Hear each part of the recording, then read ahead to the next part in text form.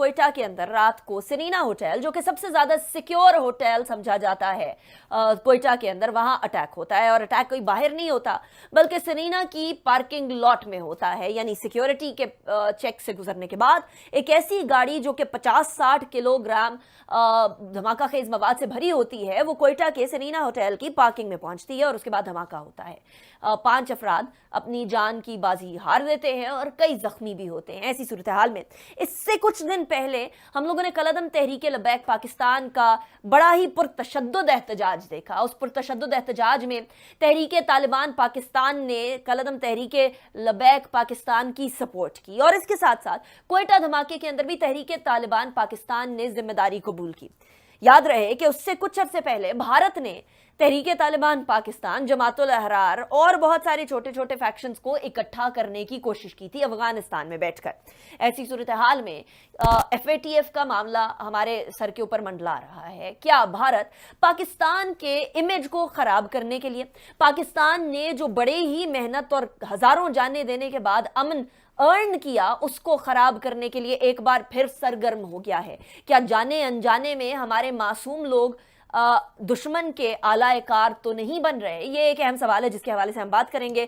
Security paradigm and साथ ही साथ border fencing के हवाले से भी बात करेंगे, जो कि अभी चल रही है, बड़ी तेजी से चल रही है। लेकिन क्या हम लोगों को ये बॉर्डर फेंसिंग, फौजी इनखला जो अफगानिस्तान के अंदर होने वाला है, अमरीकी फौजी इनखला, उससे पहले कर लेनी चाहिए या नहीं, और उसके रेपरकशन? हारिस नवाज साहब से सबसे पहले स्टार्ट करते हैं। ब्रिगेडियर साहब, पहले तो सादा सा सवाल कि कोयटा में कल जो हमला हुआ है, सिक्योरिटी पैराडाइम में आप इसको किस तरह से देखते हैं?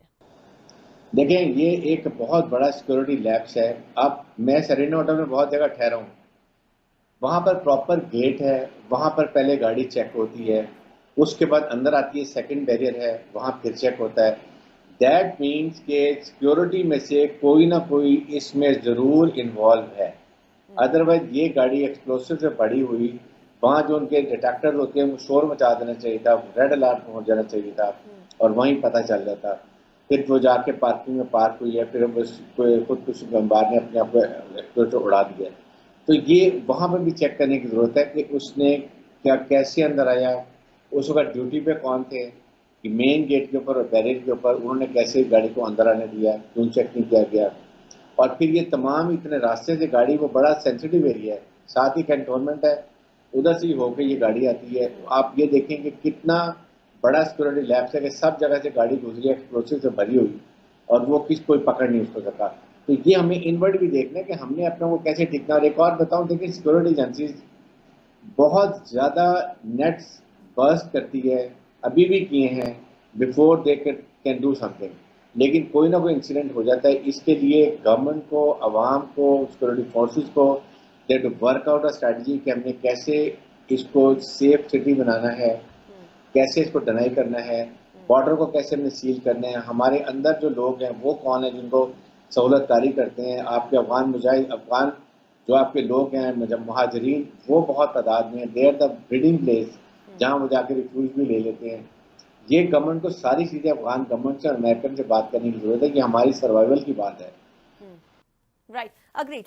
इफ्तिखार शराजी साहब की तरफ बढ़ते हैं। इफ्तिखार साहब, एक तरफ अफगानिस्तान से अमरीकी फौजियों का इनखला होने वाला है according to the announcement of Joe Biden, और दूसरी तरफ पाकिस्तान के अंदर दहशतगर्दी के मामलात और वाकयात बढ़ते चले जा रहे हैं। कल रात को कोयटा का वाकया, इससे पहले कलअदम तहरीक लबैक पाकिस्तान की तरफ से जो एहतजाज किए जा रहे थे, उनमें जो सपोर्ट थी वो तहरीक तालिबान पाकिस्तान की तरफ से की गई थी। And who does not know कि अफगानिस्तान में बैठ के तहरीक तालिबान पाकिस्तान, जमातुल अहरार और मुख्तलिफ फैक्शंस को जोड़ने की कोशिश भारत की तरफ से की गई।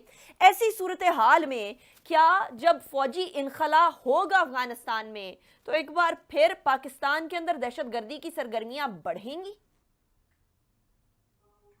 अफगानिस्तान की अगर हम बात करें तो इसमें तो कोई शक नहीं है कि जिस उजलत में और एक प्रॉपर अरेंजमेंट्स के बगैर वहाँ से अमेरिका निकल रहा है और एक बड़ी कंफ्यूजन की सूरत हाल मौजूद है, और ख़ुद काबुल की जो हुकूमत है वो भी इस सारे प्लान के साथ कुछ ज़्यादा कंफर्टेबल नहीं है। तो हम इस बात की उम्मीद रख सकते हैं, इस बात का खदशा रख सकते हैं कि जब वहाँ से अमरीकी फ़ौजों का, इत्तेहादियों का इनखला होगा तो वहाँ पे जो वैक्यूम बनेगा उसको फिल करने के लिए बहरहाल अफगान फोर्सेस तो तैयार नहीं है।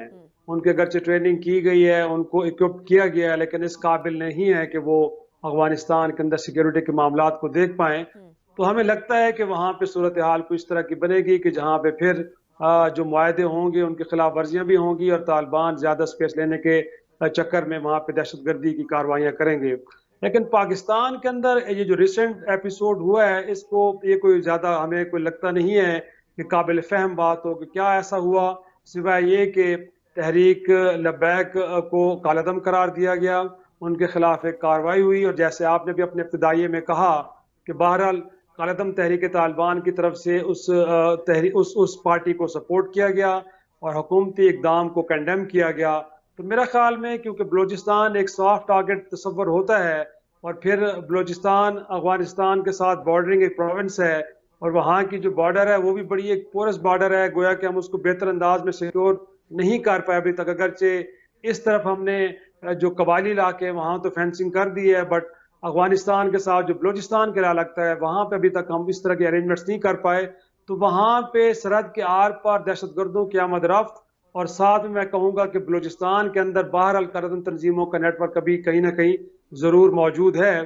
تو اس بات کا امکان تو تھا, اور خود آپ نے دیکھا بھی کہ وزیر داخلہ صاحب نے اس واقعے کے بعد اپنی ٹویٹ میں اور اسٹیٹمنٹ میں بھی کہا کہ ہمیں یہ اطلاعات تھیں کہ اسلام آباد, راولپنڈی اور اسی طرح کراچی اور بڑے شہروں میں کوئی واقعہ ہو سکتا ہے, اس کے اندر کوئٹہ بھی شامل تھا. تو اب ضرور اس میں کوئی شک نہیں کہ دہشت گردی کے خلاف ہم نے جنگ میں بڑی کامیابیاں حاصل کی ہیں, اور بہت ساری جو ملک کے اندر نیٹ ورک سے ہم ان کو ڈسمینٹل کیا ہے, لیکن ابھی بھی بہت سارے انیکا پاکٹس موجود ہیں جن کے خلاف ہمیں مربوط طریقے سے آگے بڑھنا چاہیے, اور ہمیں یہ اطمینان نہیں کر لینا چاہیے کہ یہ معاملہ مکمل طور پہ ختم ہو گیا ہے. جس طرح آپ نے بھی کہا کہ افغانستان کے اندر فوجوں کا انخلا ہونے جا رہے اتحادیوں کا, اور پاکستان کے اندر بھی کہیں نہ کہیں پاکٹس موجود ہیں, تو ہمیں تھوڑا سا الرٹ ہو کہ ایک اور کوآرڈینیٹڈ ایفرٹ کرنی چاہیے. رائٹ. افتخار شہزاد صاحب, پی جے میر صاحب کی طرف بڑھتے ہیں. پی جے صاحب, یہاں یہ بات تو واضح ہو گئی کہ جب افغانستان سے انخلا ہوگا تو پھر آہستہ آہستہ یہاں جو ہے وہ رخ کرنے کی کوشش کریں گے دہشت گرد بیکڈ بائی انڈیا, بٹ اس کے لیے کاؤنٹر اسٹریٹجی ہماری آف کورس تیار ہو رہی ہے. ہمیں کیا سب سے پہلے پراکسیز پہ کام کرنا ہوگا, یا ہمیں یہاں سب سے پہلے ان لوگوں پہ کام کرنا ہوگا جو جانے انجانے میں اور موسٹلی جانے میں سپورٹ پرووائڈ کر دیتے ہیں, لاجسٹک سپورٹ پرووائڈ کر دیتے ہیں, پیسے کی وجہ سے بک جاتے ہیں؟ ہمیں کس پہلو پہ سب سے پہلے دھیان دینا ہوگا؟ دیکھیں, سب سے پہلے تو ہمیں انٹرنیشنل جو ایک پوسچر ہے اس کو گیج کرنا ہے. یہ ابھی آپ نے ذکر کیا کوئٹہ کی انسرجنسی کا, اب اس پہ ہم نیچرلی انڈیا کو بلیم کریں گے, لیکن ہمیں کیا پتا ہے کہ پیچھے امریکنز اس کے لگے ہوئے ہیں کہ you create these انسرجنسیز, because on the one hand آپ کہتے ہیں کہ آپ امریکہ سے ادھر سے افغانستان سے آپ نے پول آؤٹ کرنا ہے, پھر دوسری سائڈ پہ کئی اس کے جو خود جو لوگ ریزرو ہیں وہ کہتے ہیں کہ نہیں پول آؤٹ کرنا ہے. CIA probably doesn't want America to pull out because اس کو پتا کہ وہ pull out کرے گی till the time democracy and complete democracy, not puppet democracy, is not restored in Afghanistan. So basically وہ insurgency create کروا سکتی ہے, ہمیں یہ نہیں پتا.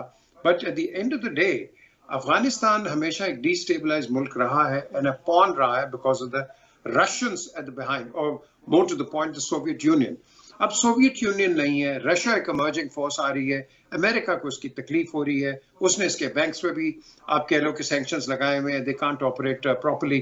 So basically right now on a bigger level آپ دیکھ رہے ہو کہ امریکنز کہیں نہ کہیں سے پش کرتے رہیں گے. اب بیچ میں جو پھنستا ہے وہ ہم پھنس جاتے ہیں, ہم پھنس جاتے ہیں because of Afghan insurgency and Indian insurgency جو کہ وہ یہاں ہمارے خطے میں کریٹ کراتے ہیں. آپ نے پہلے دیکھا کلبھشن یادو کو آپ نے دیکھ لیا, آپ نے دیکھا کہ وہاں ہم بڑے سلیپر سیلز ہیں. یہ کیوں ہے؟ بیکاز انہوں نے اس زون کو رکھا ہوا ہے, بیکاز یہ اسپارسلی پاپولیٹڈ ہے, لینڈ بہت زیادہ ہے, so they can create a lot of I tell you troubles and problems for the country.